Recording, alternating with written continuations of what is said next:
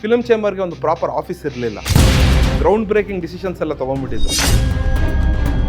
ಅವ್ರು ಬರಬೇಕು, ಇವ್ರು ಬರಬೇಕು, ಅವ್ರು ಮಾಡಬೇಕು, ಇವ್ರು ಮಾಡಬೇಕು, ಈ ಬೆರಳು ತೋರಿಸಿ ತೋರಿಸಿ ತೋರಿಸಿ ಈ ಮೂರು ಬೆರಳು ನಮ್ಮನ್ನು ತೋರಿಸುತ್ತಲ್ಲ, ಅದನ್ನು ಮರ್ತ್ಬಿಟ್ಟಿದ್ದೀವಿ. ಆ ಸೋಲ್ಜರ್ ಪ್ರಾಣ ತ್ಯಾಗ ಮಾಡಿ ಅಲ್ಲಿ ಗಡಿಯಲ್ಲಿ ಕಾಯ್ತಾರಲ್ಲ, ಅದಕ್ಕೆ ನೀವು ಅರ್ಹರ? ಅವತ್ತಿನ ವರ್ಲ್ಡು ಬೇರೆ, ಅವತ್ತಿನ ವರ್ಲ್ಡ್ ಬೇರೆ. Are you that kind of citizen? ಅಲ್ಲಿ ಅವ್ರ ಜೀವ ಕೊಟ್ಟು ಕಾಪಾಡ್ತಾರಲ್ಲ, ಅದಕ್ಕೆ ನೀವು ಓಕೆನಾ? ನಿಮ್ಗೆ ಅಷ್ಟಾನೋ ಒಂದು ದೇಶ ಪ್ರೇಮ ಇದೆಯಾ?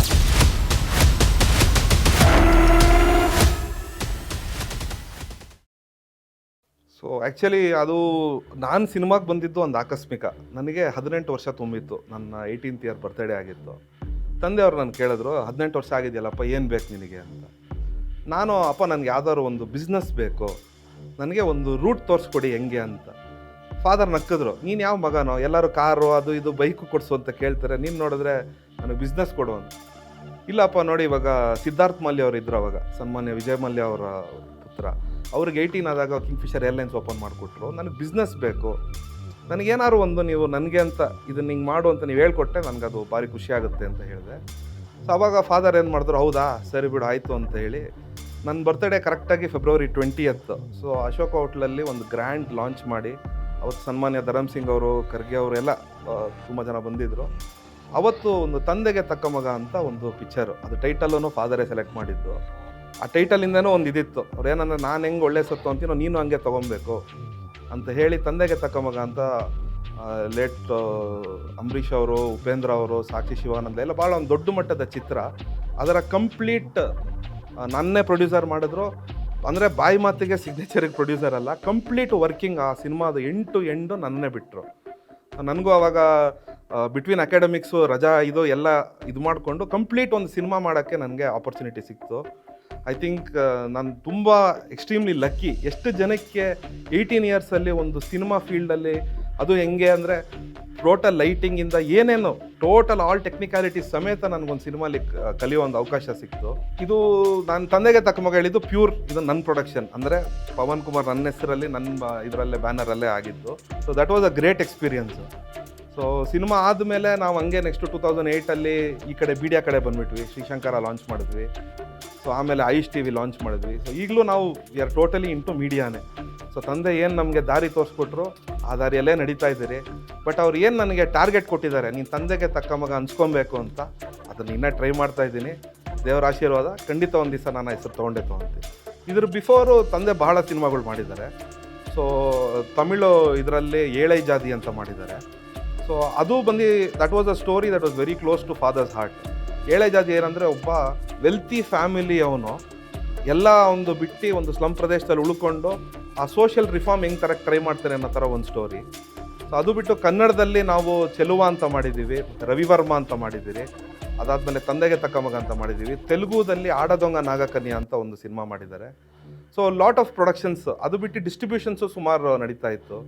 ಕ್ಯಾಪ್ಟನ್ ಪ್ರಭಾಕರ್ ಅನ್ನೋ ಬೇರೆ ಬೇರೆ ಸಿನಿಮಾಗಳ ಡಿಸ್ಟ್ರಿಬ್ಯೂಷನ್ ನಡೀತಾ ಇತ್ತು. So father full time politics ಬಿಟ್ಟರೆ ನೆಕ್ಸ್ಟ್ ಬಿಸ್ನೆಸ್ ಅಂದರೆ ಖಂಡಿತ ಸಿನಿಮಾನೇ ಇದ್ದು. ಸೊ ಫಿಲಮು ಫಾದರ್ ಆಲ್ವೇಸ್ ನಮ್ಮ ಫ್ಯಾಮಿಲಿಗೆ ಒಂದು ವೆರಿ ಕ್ಲೋಸ್ ನಂಟು ಇದ್ದೇ ಇದೆ.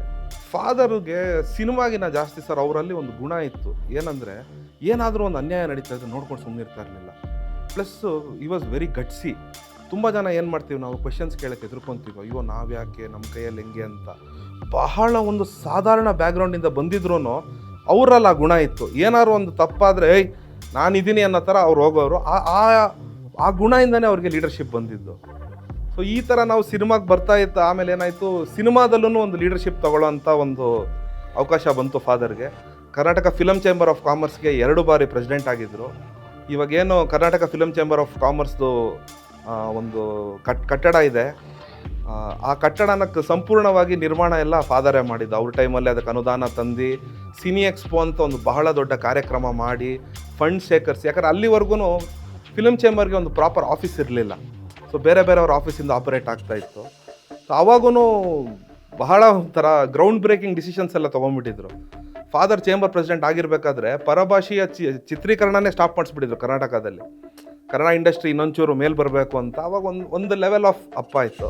ಇನ್ಸ್ಪಿರೇಷನ್ ಇವತ್ತು ತುಂಬ ಫಾರ್ಮ್ಯಾಟ್ಸಲ್ಲಿದೆ. ಆ್ಯಕ್ಚುಲಿ ಇವತ್ತಿನ ಯೂತ್ಗೆ ಸಮಸ್ಯೆ ಏನಂದರೆ ಇನ್ಫಾರ್ಮೇಷನ್ ಓವರ್ಲೋಡ್.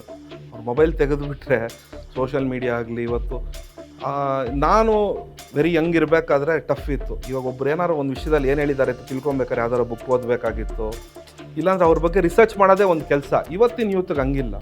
ಸಿನಿಮಾ ಇನ್ಸ್ಪಿರೇಷನ್ಸು ಇದೆ. ಯಾರು ಬೇಕಾದರೂ ಅವ್ರು ಇವತ್ತು ಎನಿ ವ್ಯಕ್ತಿ ಒಂದು ಅವ್ರದ್ದು ಏನು ಇದಿದೆ ಅನ್ನೋದನ್ನು ಇವತ್ತು ಅವ್ರ ಮೊಬೈಲಲ್ಲಿ ಆರಾಮಾಗಿ ನೋಡ್ಬೋದು. ಎಲ್ಲ ಇದೆ ಅವ್ರ ಮುಂದೆ. ಏನು ಲ್ಯಾಕಿಂಗ್ ಅಂದರೆ ಇಂಟೆಂಟ್, ಏನು ಲ್ಯಾಕಿಂಗ್ ಅಂದರೆ ಕಾನ್ಫಿಡೆನ್ಸು, ಏನು ಲ್ಯಾಕಿಂಗ್ ಅಂದರೆ ಆ ಜನಪರ ಕಾಳಜಿ. ನಾನೇನಾರು ಮಾಡಬೇಕು, ನಾನು ಇಳಿಬೇಕು. ಇಲ್ಲಿ ಏನಾಗ್ಬಿಟ್ಟಿದೆ ಅಂದರೆ ಸರ್, ನಾವು ಯಾವಾಗೂ ಅವ್ರು ಬರಬೇಕು, ಇವ್ರು ಬರಬೇಕು, ಅವ್ರು ಮಾಡಬೇಕು, ಇವ್ರು ಮಾಡಬೇಕು, ಈ ಬೆರಳು ತೋರಿಸಿ ಈ 3 ಬೆರಳು ನಮ್ಮನ್ನು ತೋರಿಸುತ್ತಲ್ಲ, ಅದನ್ನು ಮರ್ತ್ಬಿಟ್ಟಿದ್ದೀವಿ. ನೀವೇನು ಮಾಡ್ತಾ ಇದ್ದೀರಾ? ಇವಾಗ ಒಂದು ಸೋಲ್ಜರು ಗಡಿ ಕಾಯ್ತಾರೆ ಅಂದರೆ ಆ ಸೋಲ್ಜರ್ ಪ್ರಾಣ ತ್ಯಾಗ ಮಾಡಿ ಅಲ್ಲಿ ಗಡಿಯಲ್ಲಿ ಕಾಯ್ತಾರಲ್ಲ, ಅದಕ್ಕೆ ನೀವು ಅರ್ಹರ? Are you that kind of citizen? ಅಲ್ಲಿ ಅವ್ರ ಜೀವ ಕೊಟ್ಟು ಕಾಪಾಡ್ತಾರಲ್ಲ, ಅದಕ್ಕೆ ನೀವು ಓಕೆನಾ? ನಿಮ್ಗೆ ಅಷ್ಟಾನೋ ಒಂದು ದೇಶ ಪ್ರೇಮ ಇದೆಯಾ? ನಿಮ್ಮ ಒಂದು ಬೀದಿಯಲ್ಲಿ ನೀವೇನಾದರೂ ನಿಮ್ಮ ಲೈಫ್ ಟೈಮಲ್ಲಿ ಒಂದು ಸ್ಮಾಲ್ ಲೀಡರ್ಶಿಪ್ ರೋಲ್ ತಗೊಂಡು ಏನಾದ್ರು ಮಾಡಿದ್ದೀರಾ? ಇದಕ್ಕೆ ಏನು ಇನ್ಸ್ಪಿರೇಷನ್ ಬೇಕು? ನಿಮಗೆ ಒಂದು ಮೋಟಿವ್ ಬೇಕಷ್ಟೇ. ತಂದೆ ಅವ್ರ ಬಗ್ಗೆ ಮ್ಯಾನೇಜ್ಮೆಂಟ್ ಅವ್ರದ್ದು ಹಿಂಗಿತ್ತಂದರೆ, ನಾನು ಐ ಥಿಂಕ್ ಒಂದು ವಾರದಲ್ಲೇ ಒಂದು 2-3 ಸಲ ನಮ್ಮ ತಂದೆ ನೋಡಿದೆ ಜಾಸ್ತಿ ಇರೋದು. ಯಾಕಂದರೆ ಅಷ್ಟೊಂದು ಅವರು ಪಬ್ಲಿಕ್ಕಲ್ಲೇ ತೊಡಸ್ಕೊಂಡ್ಬಿಡೋರು. ಬೆಳಗ್ಗೆ ನಾವು ಸ್ಕೂಲ್ಗೆಲ್ಲ ಎದ್ದೇಳಕ್ಕಿಂತ ಮುಂಚೆನೇ ಅವ್ರು ಹೊರಟೇ ಬಿಟ್ಟಿರೋರು. ನೈಟ್ ನಾವೆಲ್ಲ ಮಲಗಿದ ಮೇಲೆ ಅವ್ರು ಬರ್ತಾಯಿದ್ದಿದ್ದು.